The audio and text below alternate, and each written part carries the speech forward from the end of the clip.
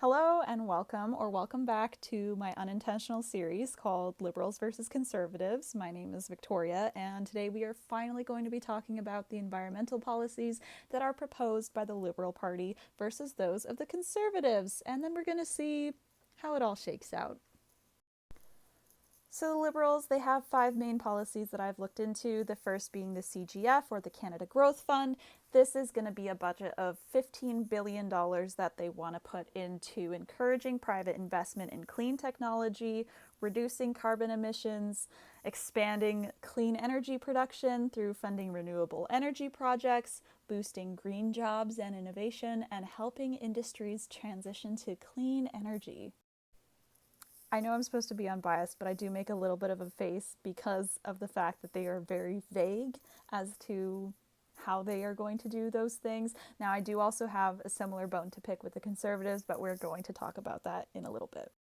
So second of all is probably their most well-known and most controversial policy, which is the carbon pricing. So far, the results, they're modest and they're mixed. Where we see reductions in the carbon emissions, they're slower than they were projected to be. It's raised costs for businesses, especially for those in the resource-intensive industries.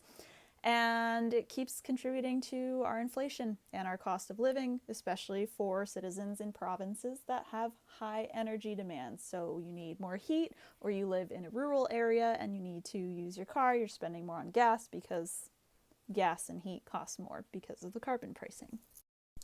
The carbon pricing not only affects just day-to-day living of Canadian citizens, but also Canadian businesses, especially in the energy-intensive areas. It makes it difficult for them to compete on a global scale, which, leads to businesses relocating to avoid the high costs, and it decreases our economy. So their third policy is natural climate solutions, so a commitment to planting over 2 billion trees, creating about 4,300 jobs, restoring wetlands and grasslands and peatlands to enhance carbon sequestration, as well as support for farmers to adopt practices of cover cropping, rotational grazing, and nitrogen management. So again, I think the first part of that natural climate solutions is a little bit buzzwordy to me, but I do actually support the farmers to adopting the practices. I did look into this a bit, and I think it's about 24% in 2021 of farms across Canada were doing cover cropping and nitrogen management, and it was about 49% in Quebec alone. So I think continuing support for farmers to do that because they feed us would actually be a great use of money. So that's one point that I do agree with them about. So their fourth policy proposal is directed at reducing emissions in oil and gas industries. So implementing a cap and trade system, which we can maybe expect to be finalized later this year. I don't know. All bets are off. But this would mean setting a total limit on the emissions that could be produced and allow companies to buy and sell emission permits with a variable price depending on the market. So this would mean that companies that produce emissions below their allocated limit can then sell their permits to other companies that are producing excess of their limit. Not a bad idea. I need to look more into it, but it doesn't sound awful. And then lastly is their net zero electricity grid. So originally this was supposed to be implemented by 2035, and now they've extended it to be by 2050. They're going to aim to rely less on fossil fuels and transition to cleaner energy sources. So they want to reduce the emissions to 45 to 50% below what the levels were in 2005. I have my doubts.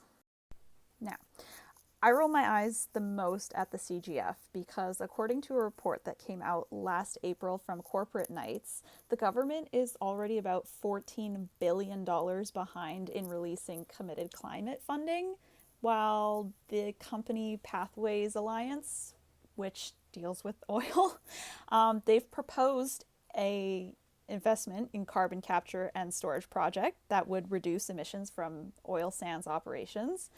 And that in itself, a single project, would cost $16 billion. That would cost more than the entire budget that the government wants to provide, which they think will cover the costs for hundreds of climate projects.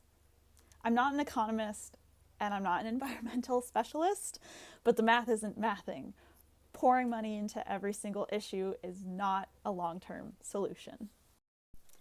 I do have a lot more to say in contrasting them with the Conservative Party because I don't think that they have perfect environmental policies either, but it would take me more than the 10-minute limit that I have recording this. So I'm actually going to be splitting this into 2 episodes and releasing them kind of together. So yeah, stay tuned.